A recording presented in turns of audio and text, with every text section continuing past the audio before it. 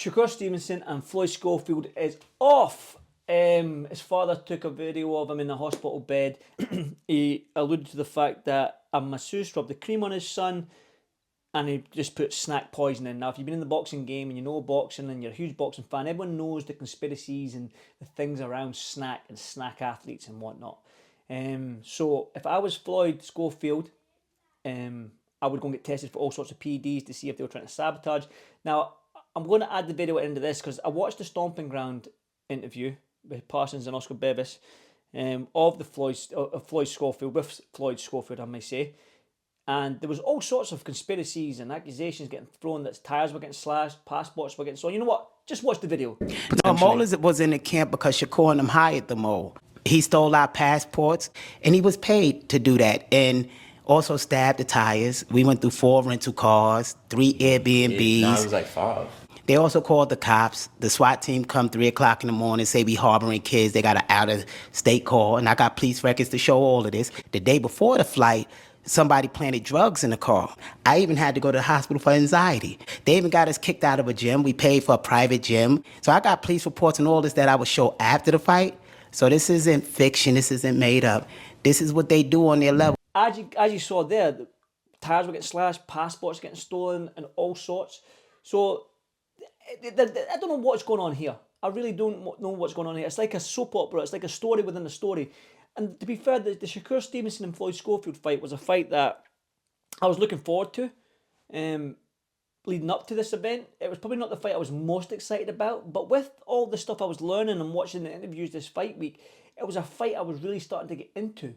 Do you know what I mean? I was starting to really go like, you know what, this fight's going to be tasty. This might be, this fight's flying under the radar, but this might actually steal the show here as a fight of the night because of the back and forth between the camps. But again, the fight is off. And I love a conspiracy like the next man. I really do. So I'm almost like, what's happening here? I mean, I think it's Josh Padley now. Is going to fight Shakur Stevenson, which is brilliant, which is good for Josh, obviously. I feel sorry for Schofield because, like I said, this whole fight week, after watching the interviews and his dad saying on the IFL interview as well, saying that the families know each other from Jersey, and it's just a mad soap opera, which I love in boxing, man. I love all these storylines and whatnot. So it's almost like, where am I on this? Is everything that the Schofields are saying true? Is it really a conspiracy to the fact that Shakur Stevenson will go out his way and do all this? It's just insane. It's insanity. But like I say, I love a conspiracy theory. I really do. And I hope we get to the bottom of this, and I hope we can revisit this fight. I hope they do get it on. I hope they do fight, because like I say, now the fight was building up nicely with all these interviews, the fight week interviews I was listening to. The fight was building up nicely for me. It was one of the fights that, when I was looking at the card, I'm excited about the main event, clearly. Parker, Dubois, and then Madrimov, and Ortiz, and Boatsi, and Cam Smith, and Yang, and Caballero. Those fights were really gripping me, and I'm like, I can't wait for this one. The Schofield and Shakur Stevenson fight, I was more like, yeah, I'm excited about it, but I wasn't juiced up about it. But like I said, with this fight week, I was getting, ooh, this is going to be tasty. These two young men are fired up, and there's back and forth, and there's real heat and tension there. So I'm a little bit gutted that the fight isn't happening. But what do you think of the conspiracy theory? Let me know. What do you think of the whole Snac poisoning and the tires getting slashed and passports getting stolen and the likes? I mean, would Shakur Stevenson and the Snac team, or his team, will they go out their way to do something like this? Are they really scared of Floyd Schofield? Is it just a made-up story of Floyd Schofield to get Shakur Stevenson's head?